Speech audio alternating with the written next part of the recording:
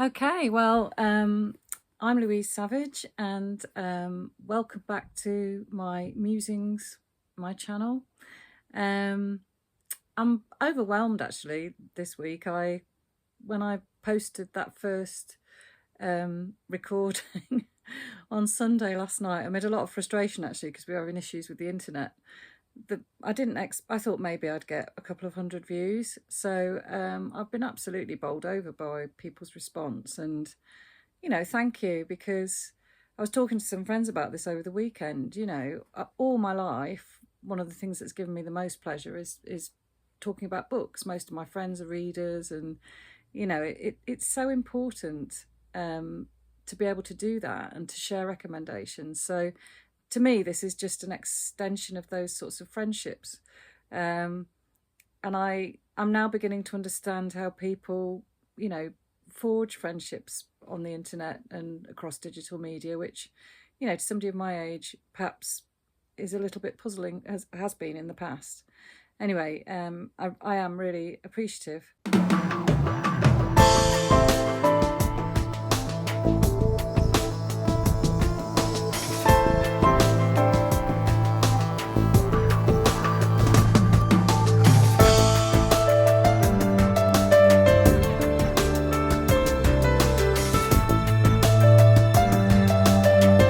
So here we go. Today I'm going to talk about, just kicked the camera there, sorry. Today I'm going to talk about three more novels that I've read recently.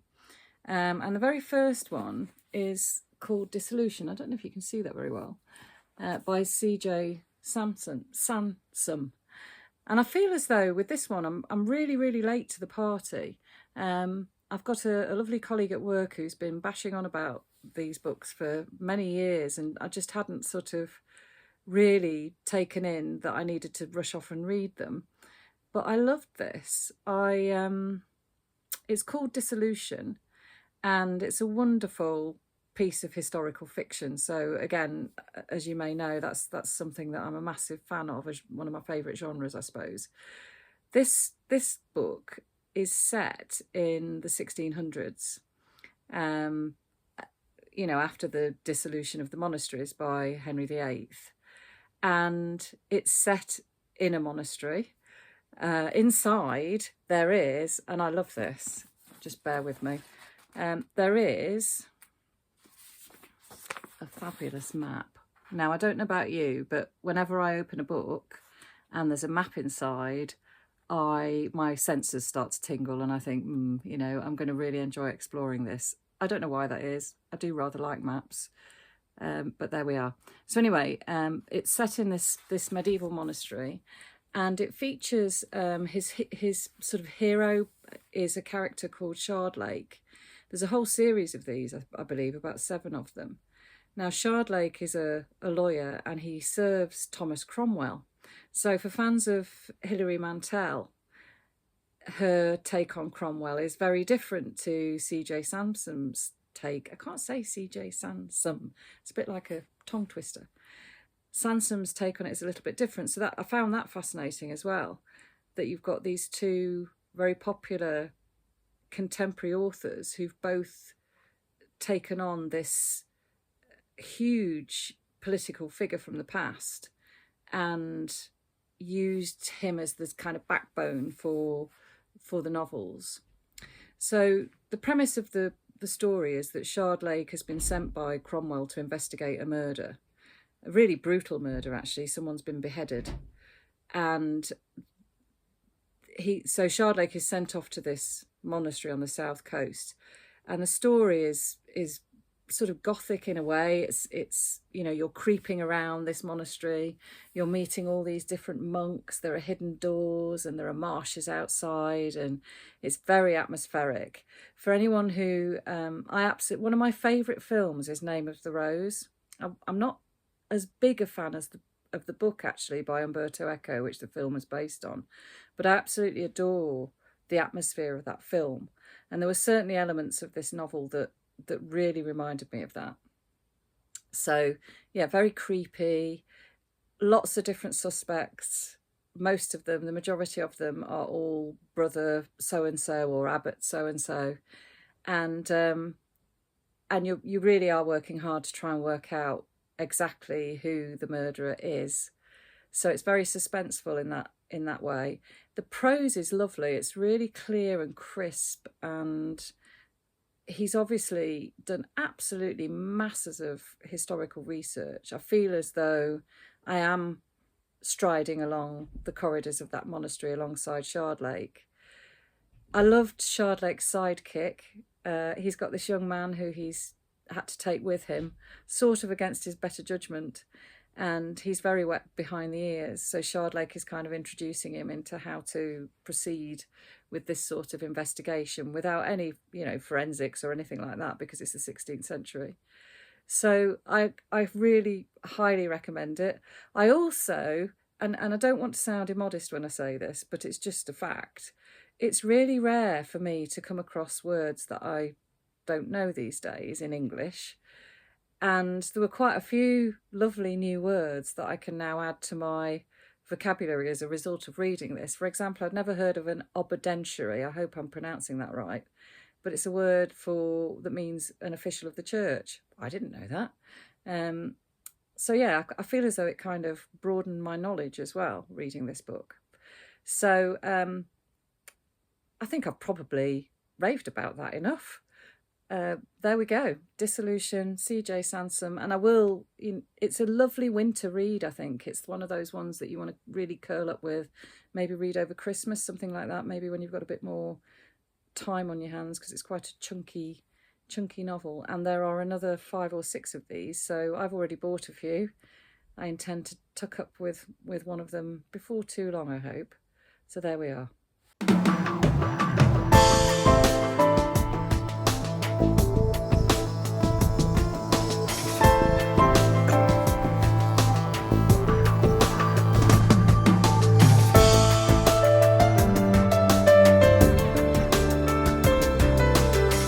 Okay, so the next novel I want to talk about today is a novel. Well, it's a novella, really. It's a very slim volume.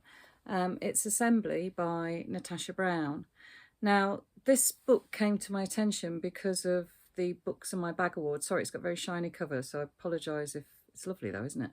I apologise if that's reflecting at you in a uncomfortable way. I think I've got it at the right angle. So this novel was shortlisted for I think it was the fiction section of the Books on My Bag Award, which I was lucky enough to attend recently. And oh my goodness, this couldn't be more different really from Dissolution. It's extremely contemporary and makes you really think about contemporary British society, basically. So the story tracks the experiences of a young Black British woman who has sort of travelled the conventional route to success, in inverted commas, in British society. So she's got really good qualifications, she's been to Oxbridge, she's got herself a really good job, she's working in the corporate world, but there's something not quite right. It's all, she's bought a sort of happiness, I suppose, but she doesn't quite feel she fits in, and she's very critical, wryly critical of the world around her, very, very observant. So she's kind of observing this world that she's worked really hard to be part of, and yet is struggling for acceptance. And I think for me, this is very much a novel about acceptance. She's struggling to accept who she is and the world that she's working in. She's struggling to be accepted. And the novel culminates with a visit to her partner's family's house, which is a country pile in rural England, gravel drives, lawns, floral sofas and things like that. And it's very much a book about, what do you have to do to fit in? And some of the things, women particularly, it isn't just about being Black and British, it's also about being female.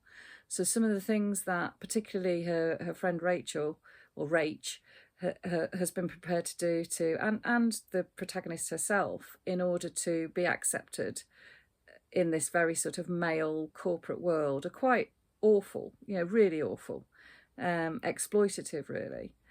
And it speaks a lot about male expectation in the corporate world, and also, the way that we still, at the top layers of British society, we're still operating as if we are colonialists.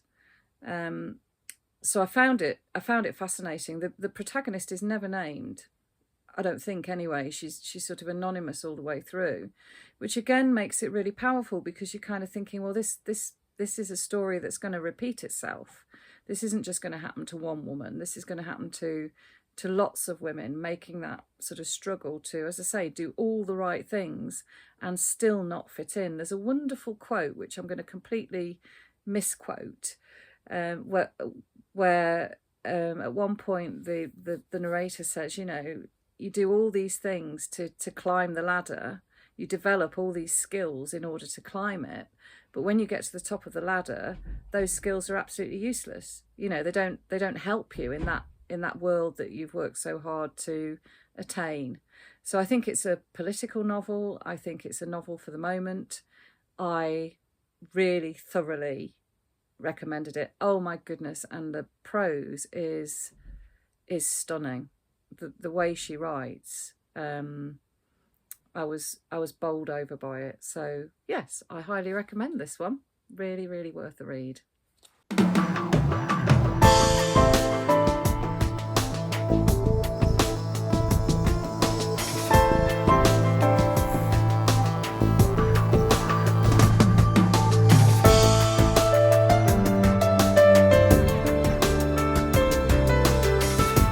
So the final novel that I want to talk to you about today is, well, brace yourselves, because to be quite honest, I think I could probably talk about this for several hours. I'm not going to, don't worry. But it's The Mermaid of Black Conch by Monique Roffey. And this book's had a lot of attention this year.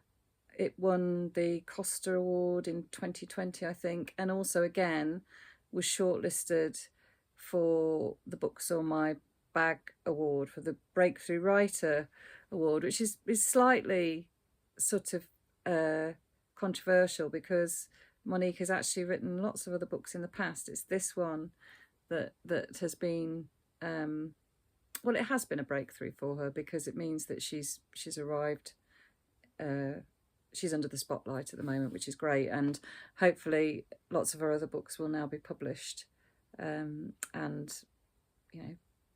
take their journey through the bookshops of Britain and way further afield. So I think it's really hard to describe what this novel is. So on the surface of it, it's a fantasy, because it involves, as you can see, and from the title, a mermaid. So I was really quite intrigued as to how this one was going to work out. But it tells the story of David Baptiste, who is a fisherman on a Caribbean island. Black Conch is a sort of town, a place on this island. And he's, been smoking a bit of weed, and he's out on his boat, and he sees this mermaid appear out of the water. And so he knows of the mermaid's existence. He's seen her several times. And then some Americans arrive on the island and go on a fishing trip and actually catch her. And they want to exploit her. They sort of almost, they pin her up. It's almost like a crucifixion. It's horrible, in order to leave her and go into the pub and have a few drinks. And it would be a bar, wouldn't it, I suppose, and have a few drinks and sort of leave her drying outside. And the descriptions of this mermaid are incredible. I love it when a writer makes something implausible seem really, really plausible. I totally believed in this mermaid. And anyway, to cut a long story very short, David Baptiste rescues her and takes her back to his home and plonks her in a bath. And again, the descriptions of this mermaid lying in this bath with all sorts of sea creatures crawling out of her ears, and things are happening to her scales, and she doesn't quite fit in the bath. And she's quite hostile. I love that as well. She's not, you know, David Baptiste, I think, has really fallen for her. It's a romance as well. But she takes a lot of convincing. She's really not happy with him. She's very, very angry about the circumstances she finds herself in. And gradually her human body returns, because originally she was an indigenous woman living on this island hundreds, if not thousands of years ago. So there's a real fantasy element to this, but it's so very plausible. I absolutely, as you can tell, loved it. There's a whole cosmos in this novel, because the next door neighbour to David Baptiste, of course, gets rather suspicious about what on earth's going on in his house. She's horrible. She's a really sort of nosy neighbour, and she's very jealous. There's a lot about jealousy in this novel, and I think it sort of makes you realise what a primitive emotion jealousy is, and how it absolutely serves no purpose. It's a very destructive emotion. I really like the focus on that, because I don't think often novels do focus on jealousy particularly. So that was good. But also there's a character called Miss Rain, who is a white resident on the island, and she has a son who is deaf, and is very sympathetic to David's situation. She's the person that he kind of confesses to. And you have this wonderful interplay between this little deaf boy. I think he's about 10 years old. He's the only one who can really communicate with the mermaid, because he speaks sign language, and she starts to develop the ability to sign, so that the two of them can communicate. So there's an awful lot in here about communication as well, and language.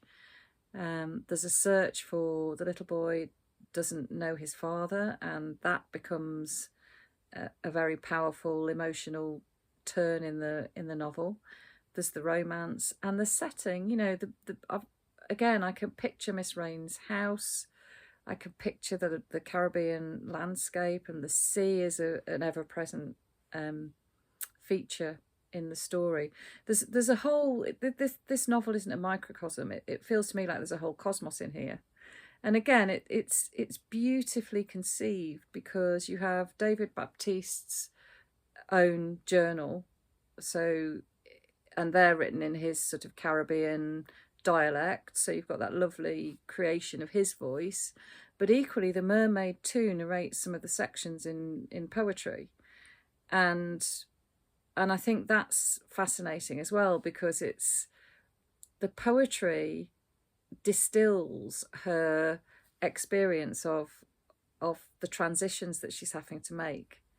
So again, it's a really rich, wonderful, enjoyable romp. And if you're not a fan of fantasy or myth, I think still give it a go, because, as I say, it's the whole thing really seems real. So there you are. That's my 3 book recommendations for this week. I know that some of you have rushed off to read some of the novels I talked about last week, and I'd love to know what you think of them. It's really interesting to me to see whether, because, you know, reading is so eclectic, isn't it, and so much about your own personal experience and taste. You bring all sorts of things to your when you're reading a novel. You bring a lot of yourself to that experience. So it's lovely to have discussion about, you know, some of you will read this and hate it. It's inevitable. But yeah, I would urge you to give it a go. Anyway, there we are. Look forward to seeing you again soon. Take care. Bye.